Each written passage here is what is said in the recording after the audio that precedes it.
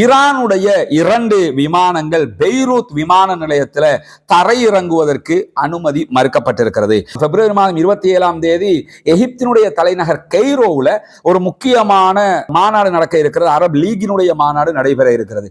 அதை தாண்டி இம்மாதம் கடைசியில ரியாதுல சவுதி அரேபியா காசாவுக்கென்று சிறப்பு மாநாட்டை கூட்டுகிறார்கள். 3 பணைய கைதிகளை பாலஸ்தீன விடுதலை போராளிகள் விடுதலை செய்திருக்கக்கூடிய அதே நேரத்தில் நேற்று ஒரு முக்கியமான சம்பவம் நடைபெற்றது. அது என்ன சம்பவம் என்று சொன்னால்,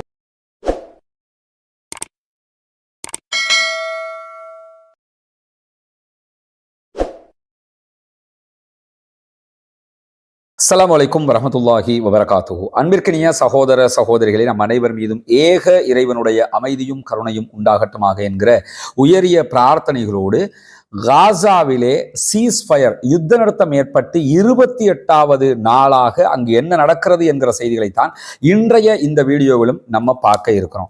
இன்றைய தினம் ஒரு வெளியூர் பயணமாக கிழக்கு மாகாணத்தில் இருக்கிற காரணத்தினால இன்றைய நம்முடைய வீடியோ இந்த வடிவத்தில் தான் உங்களுக்கு காட்சிப்படுத்தப்பட போகிறது. சிரமத்திற்கு கொஞ்சம் பொறுத்து கொள்ளுங்கள் என்கிற கோரிக்கைகளோடு இன்றைய தினம் வெளியாகி இருக்கக்கூடிய பல முக்கியமான செய்திகள் இருக்கிறது. குறிப்பாக இன்றைய தினம் 3 பணைய கைதிகளை பாலஸ்தீன விடுதலை போராளிகள் விடுதலை செய்திருக்கக்கூடிய அதே நேரத்தில் 369 பாலஸ்தீன அப்பாவி மக்களையும் சிறைகளிலிருந்து விடுதலை செய்திருக்கிறது இஸ்ரேலிய ஆக்கிரமிப்பு இராணுவம் என்கிற செய்திகள் எல்லாம் வெளிவந்திருக்கக்கூடிய நேரத்தில் அங்கே என்ன நடைபெற்றது என்பதை நாம் பார்ப்பதற்கு முன்பதாக இன்றைக்கு வெளியாக இருக்கக்கூடிய இன்னும் சில முக்கியமான செய்திகளை பார்த்துவிட இருக்கிறோம். அது என்ன முக்கியமான செய்திகள் என்று சொன்னால், நமக்கு தெரியும் காசாவில் இருக்கக்கூடிய மக்களை ஒட்டுமொத்தமாக வெளியேற்றி காசாவை கைப்பற்றுகிற ஒரு திட்டத்தை டொனால்ட் ட்ரம்ப் மீண்டும் மீண்டும் வலியுறுத்தி வருகிறார். தற்போது யுத்தம் இருக்கும்போது யுத்தம் எவ்வளவு ஒரு பெரிய விவகாரமாக மத்திய கிழக்குக்குள்ளும் சர்வதேச மட்டத்திலும் ஒரு பேசுபொருளாக இருந்ததோ அதைவிட அதிகமான ஒரு பேசுபொருளாக மாறி இருக்கக்கூடிய விவகாரமாக இந்த காசாவிலிருந்து மக்களை வெளியேற்றுவது என்கிற டொனால்ட் ட்ரம்பினுடைய திட்டம் உருவாக்கம் பெற்றிருக்கிறது. இந்த நிலையில நேற்றைய தினம் நம்ம சொல்லியிருந்தோம், இந்திய பிரதமர் நரேந்திர மோடியை சந்திச்ச நேரத்தில் இந்தியாவில் இருந்து இஸ்ரேல் வழியாக இத்தாலி வரைக்கும் அமெரிக்கா வரைக்கும் உண்டான ஒரு பாதையை உருவாக்குவது தொடர்பாக எல்லாம் டொனால்ட் ட்ரம்ப் பேசியிருந்தார். இப்படி பல பேச்சுக்கள் தொடர்ந்து காசாவை கைப்பற்றுவது தொடர்பாக வந்து கொண்டிருக்கும் போது இன்றைய தினம் ஜோர்தானுடைய வெளிவிவகார அமைச்சர் ஒரு முக்கியமான அறிவித்தலை வெளியிட்டிருக்கிறார். அது என்ன அறிவிப்பை வெளியிட்டிருக்கிறார் என்று சொன்னால், காசாவுக்கான ஒரு அரபு திட்டத்தை நாங்கள் உருவாக்கி இருக்கிறோம். ஏற்கனவே ஜோர்தான் ஒரு திட்டத்தை உருவாக்கி இருக்கிறதா சொல்லியிருக்கிறாங்க. அதே போன்று ஈஜிப்ட் ஒரு திட்டத்தை உருவாக்கி இருக்கிறதா சொல்றாங்க. கத்தார் ஒரு திட்டத்தை உருவாக்கி இருக்கிறது, முன்மொழிந்திருக்கிறது. சவுதி அரேபியாவும் ஒரு திட்டத்தை முன்மொழிந்திருக்கிறது. ஒரு 4 திட்டங்கள் முன்மொழியப்பட்டிருக்கிறது.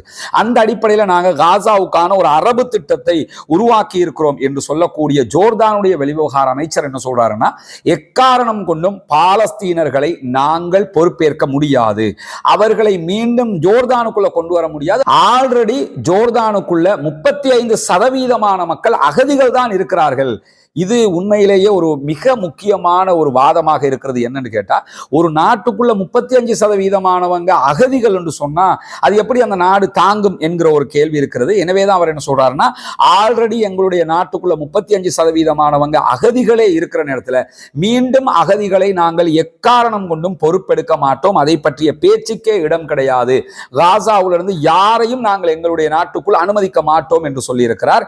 அவங்களை பொறுத்தவரையில அவங்க ஆக்களை எடுக்காம இருக்கிறதுக்கு சொல்லுகிற வாதம் இது. ஆனால் இந்த வாதமும் இந்த இடத்திற்கு தேவையான ஒரு வாதம் தான். எக்காரணம் கொண்டும் காசாவுடைய மக்களை இவங்க எடுக்கக்கூடாது, எடுத்துட்டாங்கன்னாலே என்ன ஆகிரும் சொன்னா காசாவிலிருந்து அவர்கள் வெளியேற்றப்படுவதற்கு அது காரணமாக அமைந்துவிடும் என்பதை நம்ம புரிஞ்சுக்கிறோம். திரும்ப திரும்ப நம்ம சொல்லக்கூடிய ஒரு விஷயம் அதுதான். ஜோர்தானோ எகிப்தோ எந்த நாடுகளும் பாலஸ்தீன மக்களை எடுக்கக்கூடாது, எடுத்த நம்ம கையிலிருந்து காசா இல்லாம போயிடும். அதுதான் அவர்களுடைய நோக்கமாக இருக்கிறது. அதற்காக வேண்டித்தான் ஜோர்தான் தற்போது இப்படியான ஒரு வாதத்தை முன்வைத்திருக்கக்கூடிய நேரத்தில் இன்றைய தினம் வெஸ்ட் பேங்க் என்கிற மேற்கு கரை பகுதிகளில் தொடர்ந்து யுத்தம் நடைபெற்று வருகிறது. இஸ்ரேலிய ஆக்கிரமிப்பு பயங்கரவாத ராணுவம் தொடர்ந்தும் அந்த தாக்குதல்களை நடத்தி வருகிறது. குறிப்பாக துல்கரீம் முகாமை இஸ்ரேல் முற்றுகையிட்டு தாக்குதல் நடத்தி இருக்கிறது. 5 நாட்களுக்கு மேலாக உண்பதற்கு உணவில்லாமல் அங்கிருக்கக்கூடிய மக்கள் படாத பாடுபட்டுக் கொண்டிருக்கிறார்கள், கஷ்டப்பட்டுக் கொண்டிருக்கிறார்கள். காசாவில் யுத்தம் நடக்கும் போது நம்ம எல்லாம் குனூத்து நாசிலாவை ஓதினோம், அல்லாட்ட பிரார்த்தனை பண்ணினோம். அதே மாதிரி வெஸ்ட் பேங்க் மக்களுக்காகவும் குனூத்து நாசிலாவை ஒவ்வொரு தொழுகைகளில் மோதுங்கள், அந்த மக்களுக்காக பிரார்த்தனை செய்யுங்கள். அதுதான் நமக்கு இந்த நேரத்தில் நம்ம அவங்களுக்கு செய்ய வேண்டிய ஒரு முக்கியமான காரியமாக இருக்கிறது. நம்மளால அவ்வளவுதான் செய்ய முடியும் என்கிற நிலையில ஜெனின் பகுதிகளிலையும் இஸ்ரேலிய ஆக்கிரமிப்பு ராணுவம் என்ன பண்றாங்கன்னா நிறைய தாக்குதல்களை நடத்துகிறார். அதே நேரம் அங்கிருக்கக்கூடிய சுதந்திர போராளிகளும் ரிப்பீட் தாக்குதல்களை, பதிலடி தாக்குதல்களை அகோரமாக நடத்தி கொண்டிருக்கிறார்கள். இன்றைக்கு ஜெனின் பட்டாலியன் மேற்கு கரை நகரமாக இருக்கக்கூடிய சிலாதல் ஹரித்தியாவுல கடுமையான தாக்குதல்களை அவர்களுடைய இஸ்ரேலுடைய வெஹிக்கிள்ஸ் மேல நடத்தி இருக்கிறாங்க. மிக உக்கிரமான தாக்குதல்களாக அது அமைந்திருக்கக்கூடிய அதே நேரத்தில் ஜெனின்ல மேற்கில் இருக்கக்கூடிய யம்முன் என்கிற நகரத்தில் இன்றைக்கு இஸ்ரேல் நடத்திய தாக்குதல்களுக்கும் பதிலடி தாக்குதல்களை பாலஸ்தீன விடுதலை ராணுவத்தை சேர்ந்தவர்கள் நடத்தி இருக்கிறார்கள் என்கிற செய்திகள் இன்றைக்கு வெளியாகி இருப்பதை நாம் பார்க்க முடிகிறது. இப்படி இருக்கிற நேரத்தில் தான் ட்ரம்பினுடைய காசா திட்டத்திற்கு மாற்றாக ஒரு 4 திட்டங்களை 4 நாடுகள் முன்வைத்திருக்கிறது என்கிற ஒரு செய்தியை சொன்னோம். குறிப்பாக ஜோர்தான் ஒரு திட்டம், அதே போன்று எகிப்து ஒரு திட்டத்தை, கத்தார் ஒரு திட்டத்தை முன்வைக்கிறாங்க. அதே போல சவுதி அரேபியா ஒரு திட்டத்தை முன்வைத்திருக்கிறது.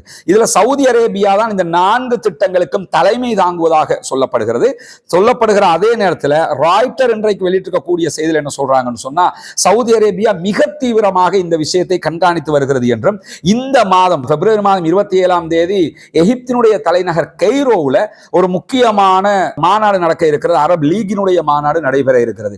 அதை தாண்டி இம்மாதம் கடைசியில ரியாதுல சவுதி அரேபியா காசாவுக்கு சிறப்பு மாநாட்டை கூட்டுகிறார்கள். அந்த மாநாட்டில் காசா மக்களுக்கான புதிய திட்டங்கள் முன்மொழியப்பட இருக்கிறது என்கிற செய்திகள் வருகிற அதே நேரம் அந்த முன்மொழியப்பட்டிருக்கக்கூடிய 4 நாடுகளுடைய திட்டங்களில் எகிப்தினுடைய திட்டத்தை அமெரிக்கா ஏற்றுக்கொள்வதற்கு சமிக்ஞைகள் கிடைத்திருப்பதாக, இது ஓகே சூப்பர் அதை ஏற்றுக்கிறோம்ங்கிற மாதிரி அவங்க ஒரு முடிவெடுத்திருப்பதான செய்திகள் வெளியாகி இருக்கு. ஆனா எகிப்து என்ன திட்டத்தை முன் வச்சிருக்கிறாங்க என்பது இதுவரைக்கும் வெளியாகவில்லை. அந்த செய்தி வரும்போது தான் நம்ம அதை புரிஞ்சு கொள்ள முடியும்.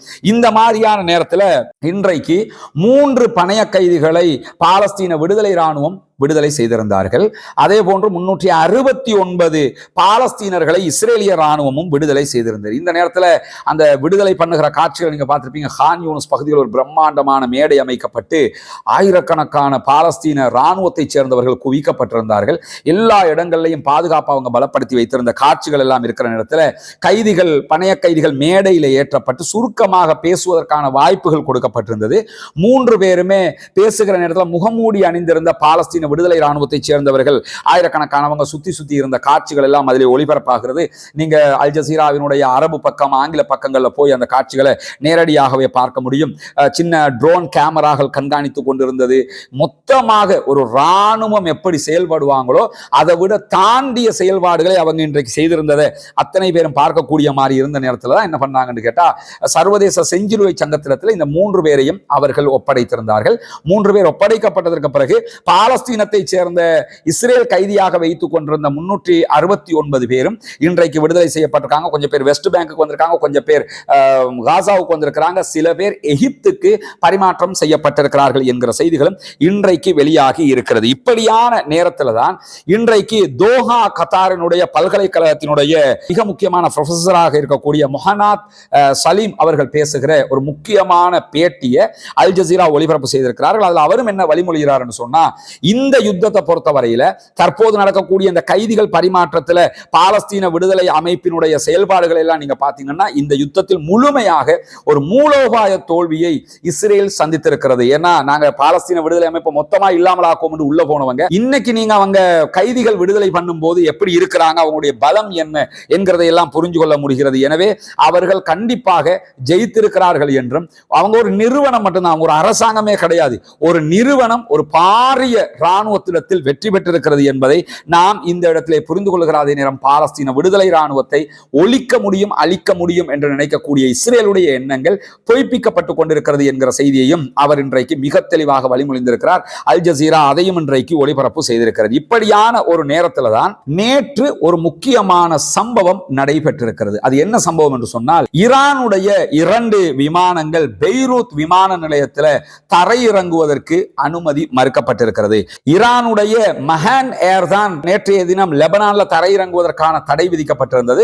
லெபனான் தலைநகர் பெய்ரூத்ல இருக்கக்கூடிய ரஃபிக் ஹரீரி சர்வதேச விமான நிலையத்தில் தான் அவங்க தரையிறங்குவதற்கு முயற்சி செஞ்ச நேரத்தில் உங்களுக்கு அனுமதி தர முடியாது என்று சொல்லி லெபனானுடைய அதிகாரிகள் விமானத்திற்கு தகவல் சொன்னதாகவும் விமானம் மீண்டும் ஈரானுக்கு திரும்பி சென்றதாகவும் சொல்லப்படுகிறது. அந்த விமானத்தை பொறுத்தவரை சிவிலியன்களை பொதுமக்களை ஏற்றுக்கொண்டு வந்த விமானம். இந்த விமானம் தரையிறங்க விடாமல் தடுத்தமைக்கு எதிராக பெய்ரூத்ல இன்றைக்கு 2வது நாளாகவும் பாரிய ஆர்ப்பாட்டங்கள் நடைபெற்று வருது. இந்த ஆர்ப்பாட்டத்தை செய்யறவங்க ஹிஸ்புல்லாக்கள் பல பிரிவுகள் இருக்கிறாங்க. ஆயுதமேந்தி ராணுவமாக செயல்படுகிறவங்க இருக்கிற மாதிரி அரசியல்ல போட்டியிட்டு எம்பிக்களானவங்க இருக்கிறாங்க. பொதுமக்கள் ஹிஸ்புல்லாக்களுடைய அமைப்பில் இருக்கக்கூடிய பொதுமக்கள் தான் தற்போது ஆர்ப்பாட்டம் நடத்தக்கூடியவர்கள். எதுக்கு ஆர்ப்பாட்டம் நடத்துறாங்கன்னா, ஏன் நீங்க இந்த விமானங்களை தடுக்கிறீங்கிறது அவங்களுடைய கேள்வி. தடுப்பதற்கான காரணத்தை இன்று வரைக்கும் லெபனானுடைய அரசாங்கம் பகிரங்கமாக சொல்லவில்லை. ஆனால் இஸ்ரேல் வெளியிட்டிருக்கக்கூடிய அறிக்கையில் என்ன சொல்றாங்கன்னா, ஈரான்ல இருந்து ஈரானுடைய IRGC-னுடைய மிக முக்கியமான படைப்பிரிவாக இருக்கக்கூடிய அல் குதுஸ் படைப்பிரிவு என்ன பண்றாங்கன்னா, லெபனானுடைய ஹிஸ்புல்லாக்களுக்கு தேவையான பணங்களை விமானத்தின் மூலம் கடத்தல் செய்கிறார்கள். அந்த 2 விமானத்திலையும் பணம் கொண்டு வரப்பட்டது. எனவேதான் அதை உள்ள எடுக்கக்கூடாது என்று இஸ்ரேல் லெபனானுக்கு சொல்லியது. அந்த அடிப்படையில் உள்ள விடலை என்கிற குற்றச்சாட்டு முன்வைக்கப்பட்டிருக்கிறது. இந்த இடத்துல லெபனானை பொறுத்தவரை லெபனானுக்கு புதிய பிரதமர் வந்திருக்கிறார், புதிய ஜனாதிபதி வந்திருக்கிறார். அவங்க ஏதோ ஒரு சேஞ்ச பண்ண ஆரம்பிக்கிறாங்க. ஆனா இஸ்ரேலுடைய தலையீடு இருக்கிற காரணத்தினாலையும் அமெரிக்காவுடைய தலையீடு இருக்கிற காரணத்தினாலையும் சில விவகாரங்களை அவர்களால் தவிர்த்து கொள்ள முடியாமல் இருந்தாலும் ஈரான் இன்றைக்கு பகிரங்கமாக அறிவிச்சிருக்கிறாங்க, அந்த விமானத்தை நீங்க எடுத்து நீங்க தாராளமா செக் பண்ணி இருக்கலாமே, விமானத்துக்குள்ள என்ன மாதிரி இருந்திருந்தா நீங்க கண்டுபிடிச்சிருக்கலாமே, எங்களுக்கு ஹிஸ்புல்லாக்களுக்கு ஏதாவது கொடுக்கிறேன்னா இப்படி கொடுக்க வேண்டிய அவசியம் இல்லை, தாராளமாக நாங்கள் கொடுக்கிற வழியில் கொடுத்துக் கொள்வோம் என்கிற செய்திகளையும் இன்றைக்கு ஈரானும் சொல்லி இருக்கக்கூடிய காட்சிகளை நம்ம பார்க்க முடியும். இந்த மாதிரியான ஒரு சம்பவம் நேற்று நடந்திருக்கிறது. என்னன்னா, ஈரானோட லெபனான ஒரு முருக நிலையை உண்டாக்குறதுக்கான ஒரு முயற்சி நடைபெறுகிறது. ஆனால் ஈரான் மிக தெளிவாக அதை புரிந்து கொண்டிருக்கிறார்கள். லெபனானில் இருக்கக்கூடிய ஹிஸ்புல்லாக்களும் அவர்களுக்கு ஆதரவானவர்களும் ஏன் ஆட்சியாளர்களும் கூட சில விஷயங்களை புரிந்து கொண்டிருக்கிறார்கள். இஸ்ரேலுடைய தலையீடை தவிர்த்து கொள்வதற்காக சில வேலைகள் அவங்க செய்யறாங்கிறது மிக தெளிவாக தெரியக்கூடிய ஒன்றாக இருக்கிறது. இந்த மாதிரியான செய்திகள் தான் இன்றைக்கு வெளியாகி இருக்கிறது. குறிப்பாக இன்றைக்கு வெளியான மிக முக்கியமான செய்தி இந்த கேப்டிவ்ஸ் பரிமாற்றம் தான். சில ஊடகங்கள், நம்ம நாட்டு ஊடகங்கள்ல கூட நம்ம பார்த்தோம், அமெரிக்காவுக்கு பயந்து விட்டார்கள், அமெரிக்காவுக்கு பயந்து பணைய கைதிகளை கொடுத்து விட்டார்கள், அமெரிக்காவுக்கு பயந்து அவன் பணைய கைதியை கொடுக்கல, அவங்களுடைய பேச்சை கேட்டுக்கிட்டுத்தான் உள்ள விடாம இருந்த உணவு, தண்ணீர், மருந்துகள் எல்லாத்தையும் உள்ள விட்டுருக்கிறாங்க. அதனால அவங்க என்ன பண்ணியிருக்கிறாங்கன்னு கேட்டா உடனடியாக பணைய கைதிகளை கொடுத்திருக்கிறார்கள். எனவே இதுதான் இந்த பணைய கைதிகள் பரிமாற்றத்தில் நடைபெற்ற விவகாரமாக இருக்கிறது. தொடர்ந்து நம்முடைய செய்திகளை அறிந்து கொள்வதற்காக ரஸ்மின் MISC நியூஸ் என்கிற இந்த சேனலை சப்ஸ்கிரைப் செய்யாத சகோதரர்கள் சப்ஸ்கிரைப் செய்து கொள்கிறார். அதே நேரம் ரஸ்மின் MISC அப்டேட்ஸ் என்கிற நம்முடைய மற்ற சேனலையும் சப்ஸ்கிரைப் செய்து இணைந்து கொள்ளாத சகோதரர்களை இணைந்து கொள்ளுங்கள். நம்முடைய வாட்ஸ்அப் சேனல், டெலிகிராம் சேனல்களையும் இணைந்து கொள்ளுங்கள். தொடர்ந்து உள்நாட்டு வெளிநாட்டில் நடைபெறக்கூடிய இஸ்லாமியர்கள் தொடர்பான, முஸ்லிம் உலகம் தொடர்பான செய்திகளோடு பல மார்க்க விவகார செய்திகளையும் நம்ம உங்களோடு பகிர்ந்து கொண்டிருக்கிறோம். எனவே வல்ல ரஹ்மான் நம்முடைய எண்ணங்களை ஏற்றுக்கொள்வானாக, நம்முடைய எண்ணங்களை புரிந்து கொள்வானாக என்கிற பிரார்த்தனைகளோடு பாலஸ்தீனம் வெற்றி பெற வேண்டும், பாலஸ்தீனம் சுதந்திரம் அடைய வேண்டும், பாலஸ்தீன மக்கள் நம்மை போன்று நிம்மதியானவர்களாக மாற வேண்டும் என்கிற உயரிய பிரார்த்தனைகளோடு முடித்துக் கொள்கிறேன். வாஹ்ரு தஅவானா அல்ஹம்துலில்லாஹி ரப்பில் ஆலமீன்.